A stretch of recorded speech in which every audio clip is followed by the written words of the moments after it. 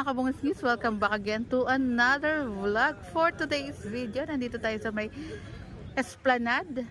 At kung naghahanap ka ng pasyalan, ito merong bagong pasyalan po dito sa Maynila na talagang ma-enjoy mo. Ito bagong bukas lang po ito. Open sa public, hindi pa rin po ito tapos. Pero kita nyo naman, ang dami ng mga pumupunta. Even yung mga turista nga rin po pumapasyal dito. Napakaganda ng scenery mga kabungis, kitang-kita nyo naman.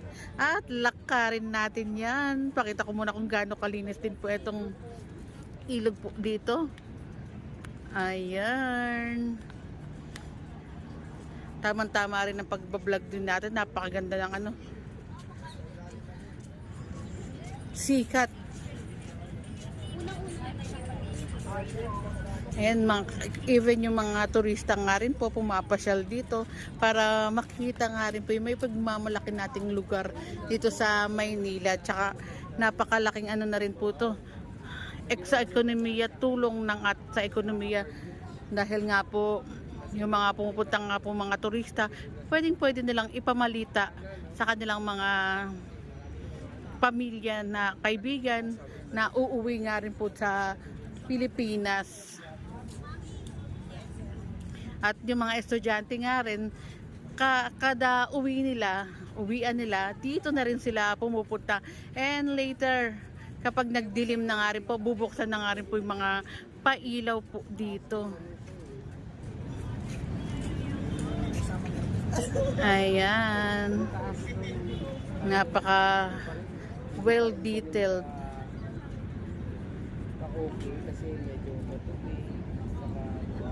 And nandiyan naman po ang ating mga security guard, ang ating mga kapulisan para magbantay nga rin po dito. Ang ating mga kapulisan para sa safety ng ating mga mamamayan, including me.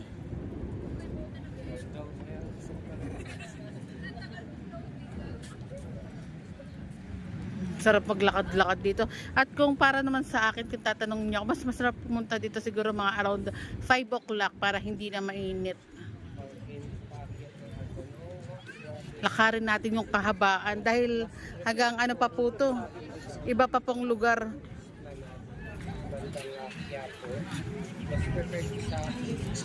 Then sabi nga po, meron din plano po dito na maglagay din ng mga tindahan ng pagkain dahil kasi ang hirap din po kapag walang mga tindahan, mga pagkain dito. Ang layo pa po ng mga bilihan. Lalo na ngayon ang init pa.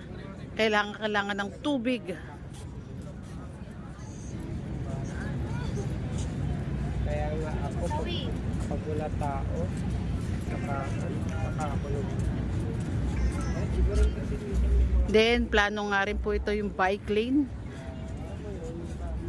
Kaya kung ako sa inyo, bisitahin nyo na rin po itong Esplanade. Ayan po yung Jones Bridge. Kung nakikita nyo maganda po ito sa ating video, mas maganda po ito sa personal. Talagang mag-enjoy ka. Then kung itatanong nyo naman sa akin yung parking. Ay si ma'am, hello ma'am, good afternoon po, Engineer Saing. Napakasipag na engineer ng Maynila. Ayan, engineer, ano masasabi nyo dito sa bagong pasyalan po? Sabi ko, wow! Pero hindi lang po ito, ano pa lang ito, umpisa pa lang ito. Aabutin po ito ng 25 kilometers.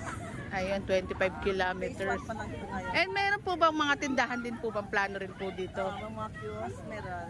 Ayan. Salamat engineer, we miss you. Napakasipag po niyan. Salamat po. Ang ating engineer ng DEPW 5. Engineer Josephine Saing.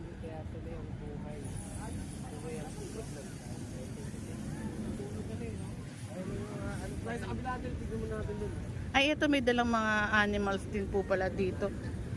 Ayan. Pwede rin po pala.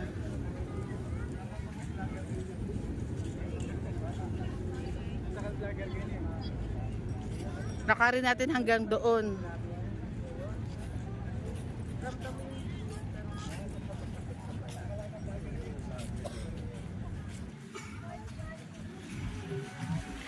Then share din natin, Pons, magkano ba yung bayad nga rin pala sa mga ganyan?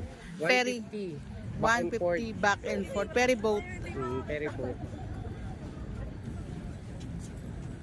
Pero open na ba siya ngayon? O hindi pa? Ayun o, meron ng ano. Ayan po ang ating Philippine Coast Guard and ang ating mga kapulisan.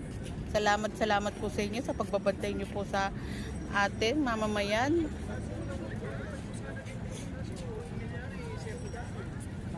Ay, si Sir yata sasakay.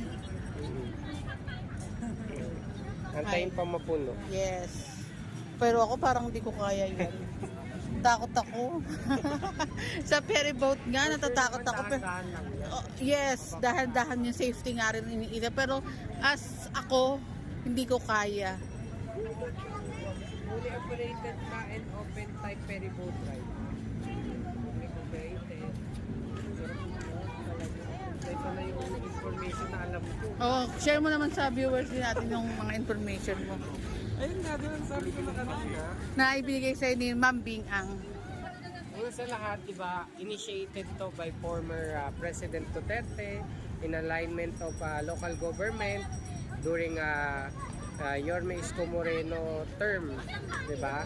In continuing by Mayor Hani Lacuna and syempre President Bongbong Marcos and other national na naka-align po dito.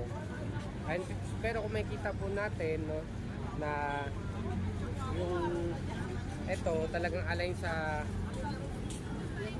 local. Tapos magkakaroon din ng stall.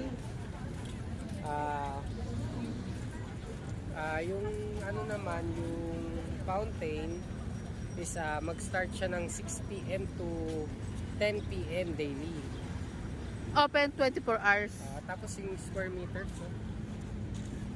Bali mahaba po ito. Bali ito pala yung startup ng paggawa ng Esplanade. Bali dudugtong po ito near in Malacanang.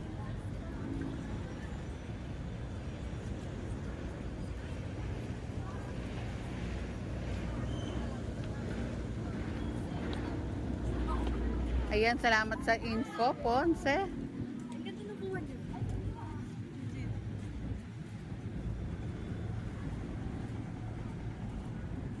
Meters, ay plus 1 meters ang dapat ng Pasig River Esplanade. And under construction pa rin po mga kabungismis.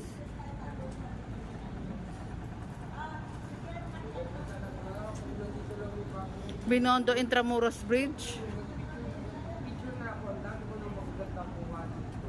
Kasi lalo na pag may kita ko yung subject na yan, na-inspired ako ng mga larawan.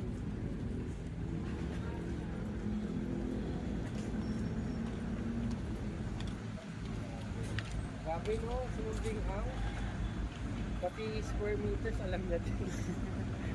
Talo pa tayo ni Ma'am Bing Ang. Fully ano talaga, fully informed. Ayan, sasabihin ko yan next vlog. For today's videos.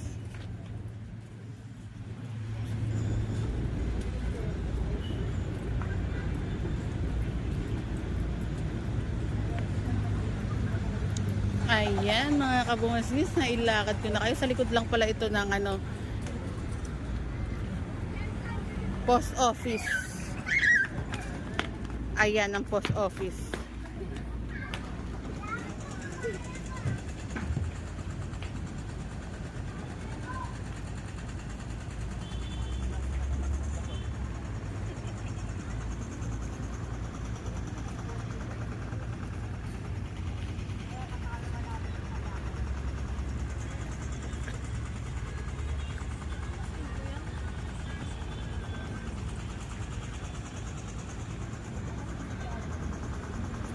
Ayan, pinapakita ko lang sa inyo kung gaano kaganda itong lugar na ito. At nailakad ko na kayo sa gawang ano, Esplanade.